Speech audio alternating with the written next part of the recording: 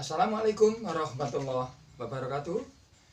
Pada rekan-rekan sahabat-sahabat Mbah Ompong yang ada di Facebook Mbah Ompong Mayong atau yang mendukung acara Kopi Dangdut di YouTube Mbah Ompong Mayong. Biasa untuk acara Mbah Ompong adalah acara Kopi Dangdut. Kopi untuk kopinya sudah dipersiapkan, diminum dulu. Bismillahirrahmanirrahim.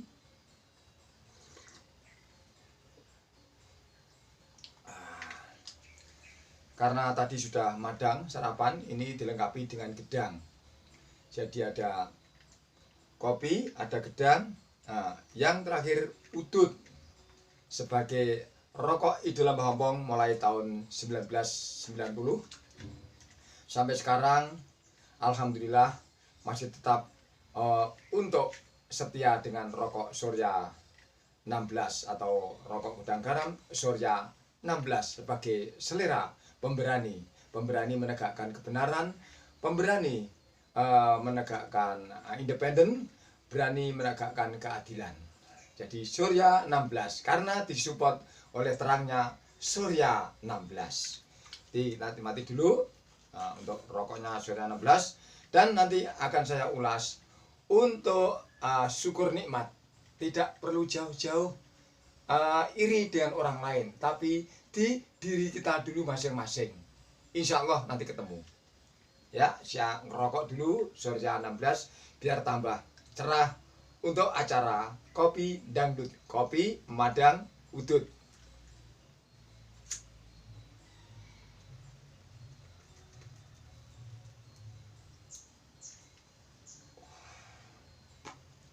Jadi untuk pagi kali ini, untuk rekan-rekan jangan lupa dengan hormat lagi sangat untuk ditonton, di subscribe dan diviralkan. Saya doakan mudah-mudahan atas kedermawanan Anda semua diganti oleh Allah dengan rezeki yang melipat ganda, rezeki yang dari kanan, dari kiri, dari belakang, dari depan, semuanya akan dibuka oleh Allah, dari atas, dari bawah. Lantaran Anda ada rasa peduli terhadap kesulitan orang lain, termasuk keluhan dari Mbah Ompong. Ya, untuk subscribe-nya diperlukan sekali. Mudah-mudahan teriring doa dari saya juga selalu dalam kondisi sehat untuk Anda semua, untuk senior-seniornya Mbah Ompong, sahabat-sahabatnya Mbah Ompong semua. Ya, saya doakan selalu dalam lindungan Allah, dalam kondisi sehat, tidak keserang penyakit macam-macam, tidak hanya sekedar corona, tapi sakit apa saja mudah-mudahan dilindungi Allah. Kalau dilindungi Allah semuanya enak. Itu yang sudah dirasakan oleh Mbah Ompong.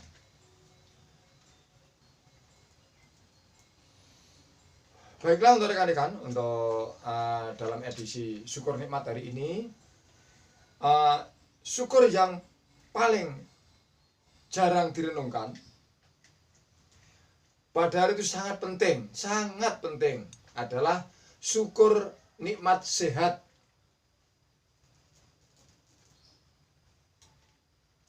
Kenapa saya harus disyukuri? Karena seluruh tubuh ini berbeda-beda dan tidak usah pakai remote, tidak usah disetel, otomatis semuanya serba otomatis. Ini contohnya rambut. Nah, maaf untuk saudara-saudara. Ini nikmatnya rambut, ya. Allah ngasih rambut ini walaupun sering ditutupin, itu tumbuh dengan baik dan bisa berwarna-warni dengan sendirinya, alami, tanpa harus diolah sudah bisa alami. Dari masih kecil, dari kita yang biasa panasan di lapangan, ya, rambut bisa merah dengan sendirinya. Dan nanti setelah kita menginjak usia tua juga akan berubah dengan sendirinya, tidak usah dicat.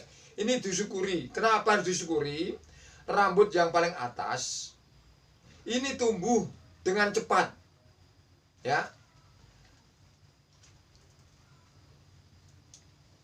Dan yang namanya rambut di seluruh tubuh ini tidak hanya satu, ya. Ada beberapa rambut. Ini rambut namanya rambut kepala.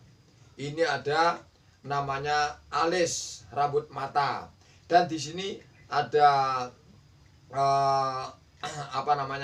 bulu mata. Kalau bahasa Jawa itu idep. Dan di sini bawah sedikit di hidung ini ada rambut juga, namanya filter hidung. Ya, terus turun lagi bawah hidung ada namanya rambut yang indah untuk menghiasi seperti Tuan Thakur India ya, namanya kumis. Sehingga pernah bintang idola Mbak Mbak Evi Tamala ya, Mbak Evi Tamala itu maksudnya Mbak Evi dari Tasikmalaya. Yang rumahnya di Cimone, jangan Jalan Beringin 1 ya, Perumnas Cimone sana. Itu pernah ketemu di Mayong waktu show di Mayong sana, di Koplaan Mayong Jepara. Pernah pesen ketemu sama Mbak, jangan kau cukur kumismu, sehingga muncul lagu Jangan Kau Cukur Kumismu. Ini kumis menambah keindahan, nambah gagah. Dan untuk kumis ini seandainya dipotong juga tidak apa-apa, bahwa ada namanya jenggot. Dan ini jenggot, kalau kita niatnya ibadah merupakan kesunatan. Jadi ini jenggot itu bagian dari ibadah kalau memang kita niati ibadah untuk kesunatan jenggot. Masih ada bulu lagi di bawahnya ya, ada bulu yang di sini yang tidak kena matahari juga bagus, namanya bulu ketiak, ada bulu dada. Dan untuk yang lainnya turun-turun dicari sendiri. Tidak usah dicarikan sama Bompong, mesti sudah tahu ya. Di situ ada rambut yang tanpa kena matahari ibaratnya, tapi justru lebih indah dibanding dengan rambut-rambut yang di luar. Itu yang perlu disyukurin. Satu, keindahan rambut berbeda-beda dan tumbuhnya berbeda-beda. Satu contoh, kalau rambut ini dipotong kalau Bompong jarak 1 bulan sudah mulai tumbuh lagi, sudah lebat ya, ibaratnya hutan itu lebat, itu udah banyak. Tapi kalau seandainya rambut mata, bulu mata dan sebagainya ini tumbuhnya dikasih oleh Allah sama, kita bingung. Kenapa bingung? Seandainya sini terus tumbuh sampai ke bawah-bawah menutupin mata. Kalau kita mau memandang bidadari kan pakai gini-gini ya. Tapi berhubung kemurahan Allah, kenikmatan yang telah diberikan oleh manusia yang jarang disyukuri adalah sehat yang ada di tubuh kita sendiri ya. Di tubuh kita ini harus disyukuri. Rambut tidak sama tumbuhnya. Kalau sama, kita sering motongin ini ke salon ya, yang namanya alis, terus bulu mata, juga kumis dan sebagainya. Kalau rambut ini dikasih suburnya seperti rambut yang di kepala, kita bingung ya. Yang belum rambut lainnya itu ya bisa gondrong, nanti kalau jalan bisa gini-gini rambutnya gondrong. Tapi alhamdulillah kemurahan Allah, tidak hanya sekedar dikasih kenikmatan itu, tapi juga dikasih kenikmatan lainnya. Di dalam kepala ini ada yang namanya otak. Ini kalau tidak sehat, pikirannya astagfirullahaladzim. Ada orang punya mobil iri ya, ada orang punya rumah gini iri, tidak mengintrospeksi kondisi yang ada. Padahal kalau otaknya sehat ya, otaknya sehat, kita selalu menerima yang ada pada saat ini. Seperti adanya ini pagi-pagi sore 16 walaupun 31 batang ya, kopi sudah ada, cemilan sudah ada walaupun hanya timun. Semua telah dikasih oleh Allah dengan begitu mudahnya, dan Allah tanpa perhitungan untuk sifat Rahman Rahimnya tiada terbatas untuk semua hambanya ya. Jadi apa saja dikasih, dan Allah tidak pilih kasih, walaupun itu orang Nasoro, orang Yahudi, orang Nasrani dan sebagainya, orang Islam, semua dikasih oleh Allah. Cuman bedanya, kalau rezeki yang dinikmati oleh orang-orang yang tidak mau menghamba kepada Allah, ini merupakan cobaan atau dilulu. Kalau bahasa Jawa itu dilulu. Jadi kalau bahasa Jawa itu pengelulon, dia terus di spot terus oleh Allah. Nanti dia sadar akan rezeki itu datang dari mana apa enggak gitu. Tapi kalau memang ini orang-orang yang sudah menghamba kepada Allah, ini merupakan rezeki yang sangat-sangat harus dinikmati oleh hamba-hamba Allah yang beriman. Ya.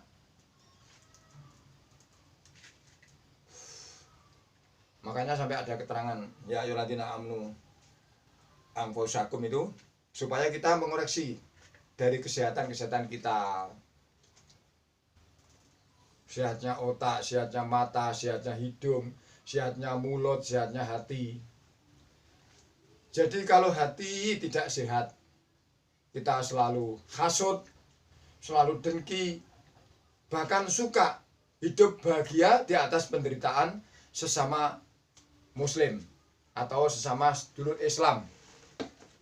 Biasanya kalau namanya hatinya tidak sehat gitu, yang penting dia happy, tapi hidupnya di atas penderitaan sesama Muslim. Itu tidak terasa. Dia menyanjung-menyanjung yang lain, tapi sedulurnya sendiri malah seakan dibantai kalau ada masalah sedikit, disudutkan. Itu namanya hatinya yang kurang sehat. Sehat rambut sudah bisa direnungkan betapa nikmatnya Allah telah memberikan kenikmatan-kenikmatan. Rambut tidak dikasih sama untuk tumbuhnya, otak kita dikasih cerdas, hati kita selalu diberikan oleh Allah, tidak ingin berbuat dengki, tidak ingin berbuat hasut. Sampai hidung aja kayak mata dikasih sehat. Ini mata kalau tidak sehat, ada barang itu hijau bisa dibilang merah. Demikian hidung. Hidung ini bau minyak, kalau dia tidak suka dibilang negrak. Kayak kentut, ya kayak kentut tidak enak. Namanya tidak sehat hidungnya. Terus kita punya mulut. Mulut ini sangat bahaya. Sampai bahayanya seperti Bang Rhoma Irama kalau bilang tuh, mulut itu sangat tajam. Tajamnya lebih dari pedang. Itu di pesan Rhoma Irama. Makalah berhati-hati kalau lidahmu sedang bicara, gitu. Jadi kalau kita tidak hati-hati dengan mulut, kita akan masuk neraka. Jadi neraka juga akan terpenuhi oleh orang mulutnya yang suka hasut, suka dengki, dan tidak manfaat ngomongnya. Tapi ada pesan, bicaralah yang banyak jika kamu itu memang benar-benar bisa manfaat untuk orang banyak. Bicara yang banyak tidak apa-apa. Silahkan bicara yang manfaat, yang membuat kerukunan sesama, kalau di Indonesia namanya sesama bangsa, dalam lingkup kesatuan RKRI, dalam naungan Pancasila, ya, dalam ridho Allah Subhanahu wa Ta'ala, tentunya yang paling utama. Jadi kalau selama Anda punya mulut bisa bicara untuk kebaikan dan manfaat untuk orang banyak, silakan. Yang repotnya kadang-kadang orang itu sudah tidak berani untuk berbuat mencegah kemungkaran, justru malah dia menyudutkan orang-orang yang berbuat yang menegakkan kemungkaran atau yang mencegah kemungkaran itu. Jadi dua-duanya ini mestinya harus berjalan. Yang namanya amar ma'ruf juga nahi mungkar. Amar ma'ruf berbuat baik, selalu nasihat-nasihat baik seperti di pondok-pondok pesantren para kiai-kiai. Namun 1000 kiai belum tentu satu untuk berani menegakkan kemungkaran, mencegah kemungkaran. Nah, masalahnya apa? Kemungkaran ini kalau kita cegah mesti musuhnya banyak sekali, tidak hanya pada saat ini. Pada waktu Rasulullah masih sugeng, beliau masih hidup juga begitu. Setiap mencegah kemungkaran mesti lawannya berbagai macam fitnah, hinaan, senjata dan sebagainya. Ya, itu tadi ulasan bagian daripada sehat yang sangat-sangat perlu disyukuri dan jarang direnungkan. Kita tidak usah mengorek kesalahan orang lain dulu, kemana-mana tidak perlu.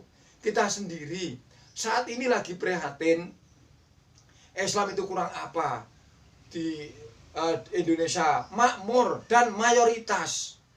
Namun prakteknya astagfirullahaladzim, ya. Aslinya aku ikut malu.